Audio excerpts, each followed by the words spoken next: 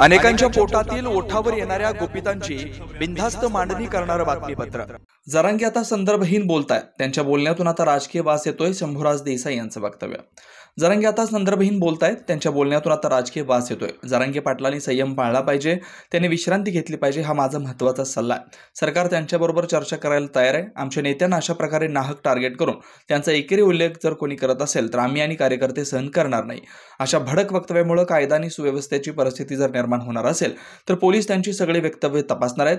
लोकांचं देखील जरांगेंना प्रतिसाद देणं कमी होतंय, कारण जरांगेंची धरसोड वृत्ती आहे। हा विषय पूर्णपणे गृह विभागाकडे सोपवलेला आहे।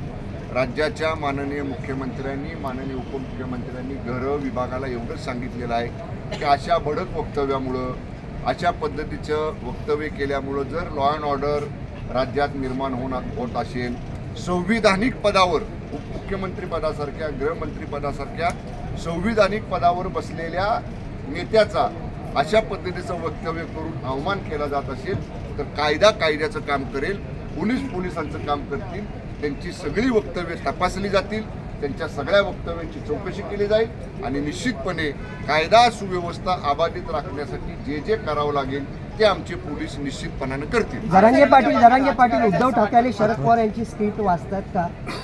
मी सांगितलं ना, त्यांच्या स्क्रिप्टमधनं, त्यांच्या बोलण्यामधनं राजकीय वास कालपासून यायला लागलेला आहे आणि त्याच्यामुळं त्यांच्याबरोबर असणाऱ्या लोकांची संख्या सुद्धा आता कमी व्हायला लागलेली आहे। तुम्ही बघा, त्यांनी सांगितलं 24 तारखेला का 23 तारखेला महाराष्ट्रामध्ये रस्ता रोको करा, गावागावात करा। ऐकलं असेल तुम्ही?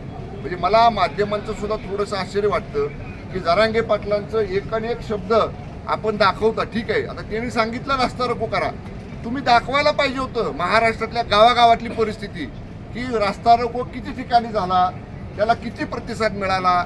लोकांचा आता त्याला प्रतिसाद हळूहळू कमी व्हायला लागला। त्याचं कारण जी धरसोड वृत्ती जरांगे पाटलांचे, आज एक बोलायचं, उद्या दुसरं बोलायचं, परवा तिसरं बोलायचं, आज ह्याला शिवीगाळ करायची, एकेरी उल्लेख करायचा, उद्या त्याला शिवीगाळ करायची, त्याचा एकेरी उल्लेख करायचा।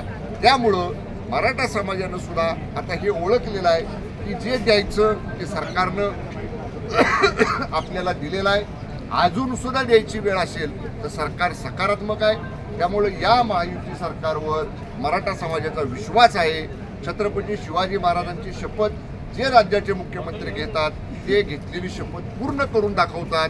हे या विधेयक जे मंजूर केलं विधानसभेनं त्याच्यामुळे सिद्ध झालेलं आहे। आरक्षण मराठा समाजाला मिळालेलं आहे। तरुणांचा, नोकऱ्यांचा, तरुणांचा शैक्षणिक प्रवेशाचा प्रश्न 100% सुटलेला आहे। त्यामुळं विनाकारण याच्यामध्ये आता कुणीही हे भडकवण्याचं काम करू नये। लोकांनी हे स्वीकारलेलं असल्यामुळं शांतता, संयम राज्यात सगळ्यांनी पाळावं। कुठली जागा कोण लढणार हे सुद्धा ठरलेलं नाही। आमच्यामध्ये शिवसेना, भारतीय जनता पक्ष, राष्ट्रवादी काँग्रेस पक्ष, मित्र पक्ष, आमच्यामध्ये एक समन्वय समिती आहे। नेत्यांच्या समोर जायच्या अगोदर समन्वय समिती अगोदर चर्चा करते। समन्वय समिती पर्याय 1, पर्याय 2, पर्याय 3, पर्याय 4, पर्याय 5 असे 1 ते 5 पर्याय जागा निहाय ठेवते आणि ते केलेलं काम मग आमचे नेत्यांच्या समोर ठेवलं जातं। अजून समन्वय समितीतच चर्चा सुरू नाही तर इथं उमेदवार मिळत नाही, तिथं उमेदवार मिळत नाही, इथं निर्यात केला, इथं आयात केला, असं काहीही नाही। महायुती 48 जागा लढणार आणि त्यातल्या 45 जागा माननीय मोदी साहेबांना पंतप्रधान करायसाठी निवडून आणणार। हे आजच्या तारखेला, आजच्या वेळेला आपण सगळ्यांनी नोंद करून ठेवा ही विनंती। की मी सागर बंगल्यावर येतो आणि दुसऱ्या बाजूला म्हणायची की मला सागर बंगल्यावर गोळी मारायला फडणवीस साहेबांनी बोलवलं। त्यामुळं ते आता संदर्भहीन अशा पद्धतीचं बोलायला लागले। त्यांच्या बोलण्यातनं आता राजकीय वास यायला लागलेला आहे। त्यांना कुणीतरी पाठीमागनं सांगतंय आणि ते बोलतायत। आता हे मी म्हणत नाही, जरांगे पाटलांच्या बरोबर पहिल्या दिवशीपासून आंदोलनात असणारे अनेक लोक पुढे आले। मग ते म्हणतात त्याला काही किंमत नाही, ह्याला काही किंमत नाही, देव कशासाठी बोलतोय, त्यानं 50 लाख घेतले, ह्यानं 20 लाख घेतले।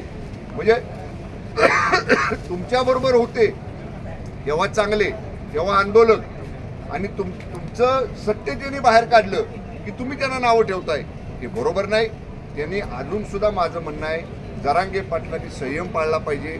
माझा तर एक मित्रत्वाचा त्यांना सल्ला राहील की त्यांनी थोडीशी आता विश्रांती घेतली पाहिजे। सततच्या आंदोलनामुळं, उपोषणामुळं त्यांना प्रकृतीला थोडासा आराम मिळला पाहिजे, म्हणून त्यांनी शांत डोक्यानं शांत पद्धतीनं त्यांनी विश्रांती घ्यावी. आणि सरकार केव्हाही चर्चेला कुणाबरोबरही चर्चा करायला सरकार तयार आहे. त्यामुळे त्यांचं काय म्हणणं असेल, सगळे सोयऱ्यांबाबतीत असेल, आरक्षणाबाबतीत असेल, इतर कुठला असेल, यावं सरकारशी चर्चा करावी. सरकारची चर्चेची दारं खुली आहेत. सरकारचे फडणवीस साहेब हे उपमुख्यमंत्री आहेत आणि आमचे नेते आहेत. आमच्या महायुती सरकारचे ते नेते आहेत. आमच्या नेत्यांना जर असं कुणी नाहक टार्गेट करून जर त्यांच्याबद्दल कुणी अशा पद्धतीचा उल्लेख, एकेरी उल्लेख, दमदाटीचा उल्लेख आणि त्यांच्यावर टीका करण्याचं काम जर कोणी करत असेल तर बिलकुल महायुतीमधले कुठलेही पक्ष, कुठलेही नेते, कुठलेही कार्यकर्ते ते कधीही सहन करणार नाहीत. आपण पाहिलं असेल, काल अनेक महायुतीतल्या नेत्यांनी सांगितलं की असा एकेरी उल्लेख जर जरांगे पाटलांनी थांबवला नाही तर त्यांना त्याचे बेधडक निर्भीड बिनधास्त मांडणी करणारा खबऱ्या लाईव्ह.